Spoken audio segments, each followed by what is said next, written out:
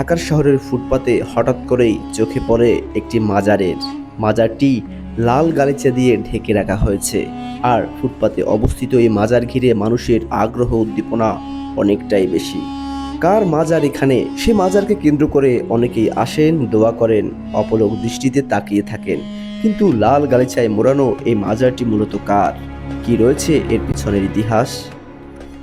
একজন মহিলা ছিল, উনি ধার্মিক এবং বুজুর্গ। উনি পর্দার সহিত থাকতেন।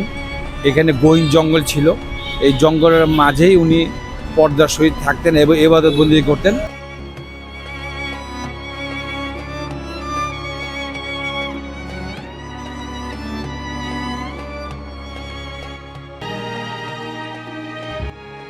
এটা বহু আগে মাজার। এটা উনি আসছিল আজমির থেকে, খাজা বাবার এখান থেকে, আজ থেকে নিয়ে 550 বছর আগে।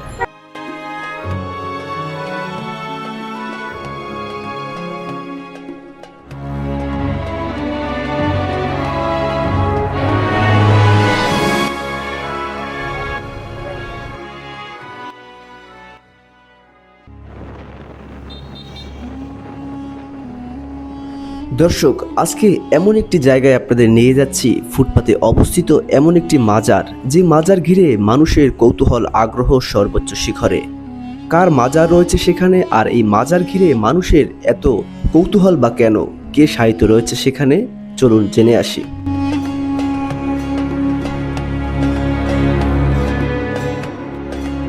ঢাকা বিশ্ববিদ্যালয়ের দোয়েল চত্বর ব্যস্ত নগর জীবনের এক পরিচিত মুখ। গাড়ির শব্দ, মানুষের ভিড়, ছুটে চলার সময়ের ভিতরেই হঠাৎ চোখে পড়ে লাল গালিচা মোড়ানো এক ছোট্ট মাজারের। এখানে আমরা ঢাকা বিশ্ববিদ্যালয়ের রাস্তার পাশেই একটা মাজার দেখছি অনেক দিন যাবত, এবং অনেকের মাঝে একটা প্রশ্ন আছে, আসলে মাজারটা কার? স্থানীয় হিসেবে এবং যতটুকু আপনি জানেন এই হিসেবে আমাদের যদি জানাতেন। আপনাকে ধন্যবাদ। যে বিষয়টা হচ্ছে, আমরা তো এখানে আমাদের বাড়ি, তো এই মা মরিয়ম যিনি মাজার শরীফ বলা হয়, এটা আমরা শুনে আসতেছি আমাদের বাপ চাচার থেকে। একজন মহিলা ছিল, উনি ধার্মিক এবং বুজুর্গ। উনি পর্দার সহিত থাকতেন। এখানে গহীন জঙ্গল ছিল, এই জঙ্গলের মাঝেই উনি পর্দার সহিত থাকতেন এবং ইবাদত বন্দেগী করতেন। তা উনি যখন ইন্তেকাল করার পর ওনাকে এই এলাকার যারা স্থানীয় বা লোকাল সবাই মিলে এখানে ওনার সমাধিটা হয়।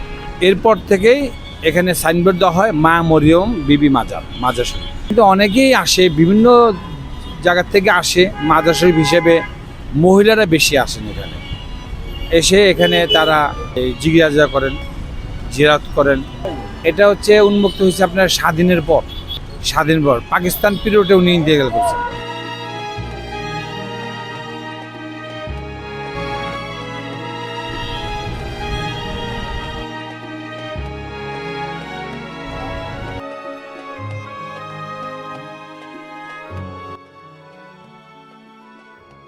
পথের ধারে দাঁড়িয়ে থাকা এই মাজারটি যেন কোলাহলের মাঝেও এক টুকরো নীরবতা, একটুখানি আধ্যাত্মিক আশ্রয়।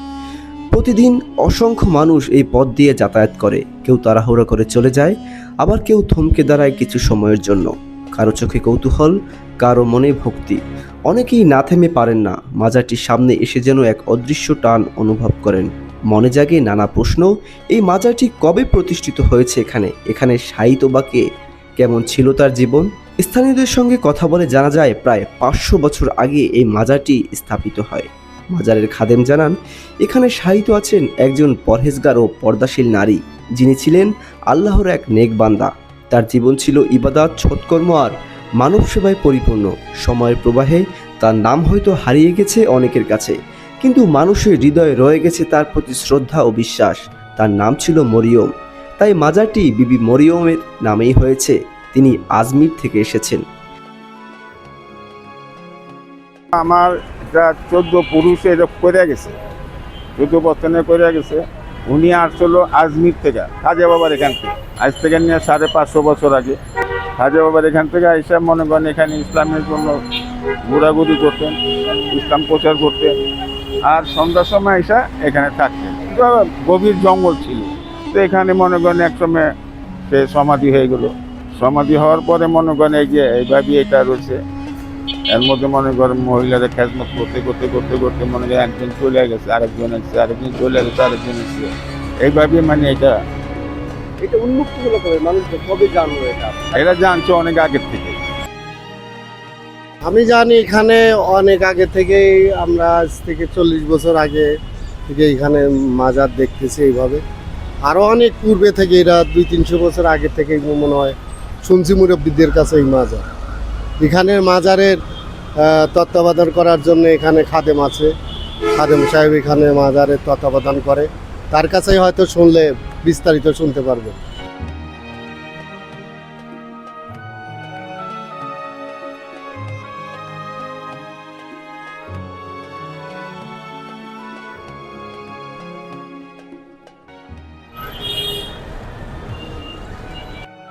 এই মাজারকে ঘিরে গড়ে উঠেছে ছোট ছোট দোকানপাট, আগরবাতি, ফুল, চাদর, ইসলামিক ওয়ালমেট সহ ভক্তদের প্রয়োজনীয় জিনিসপত্র নিয়ে বসেছেন বিক্রেতারা ফুটপাতে।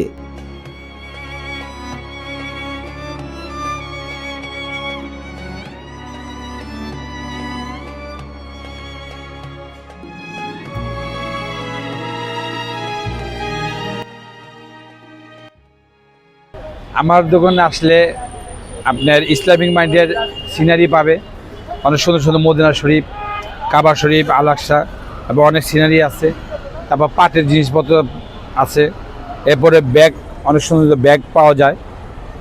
এরপরে আপনার ঘর সাজানোর জন্য এগুলো পাওয়া যাবে, এবং ঝুড়ি, যাদের ঝুড়ি প্রয়োজন এগুলো ঝুড়ি নিতে পারবে, খুব সুন্দর। এরপরে পাখা, অনেক সুন্দর সুন্দর পাখা আছে, পাখা নিতে পারবে। তারপরে যে ফুল আইটেম আছে, আরও বিভিন্ন অনেক আইটেম পাওয়া যায়। ইনশাল্লাহ যারা দর্শক তারা আসলে আমাদের থেকে নিতে পারবে। মাজারটি ফুটপাতের পাশেই অবস্থিত। কেউ এখানে এসে মানত করে, কেউ দোয়া চায়, আবার কেউ শুধু নীরবে দাঁড়িয়ে থাকে কিছু সময় নিজের মতো করে।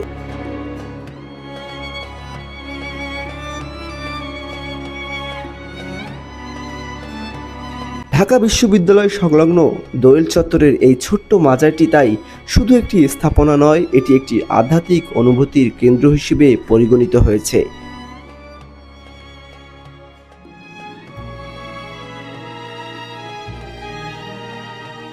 ব্যস্ত শহরের মাঝে এটি যেন মনে করিয়ে দেয়, জীবনের কোলাহলের মাঝেও মানুষ খুঁজে ফেরে শান্তি, বিশ্বাস আর সৃষ্টিকর্তার।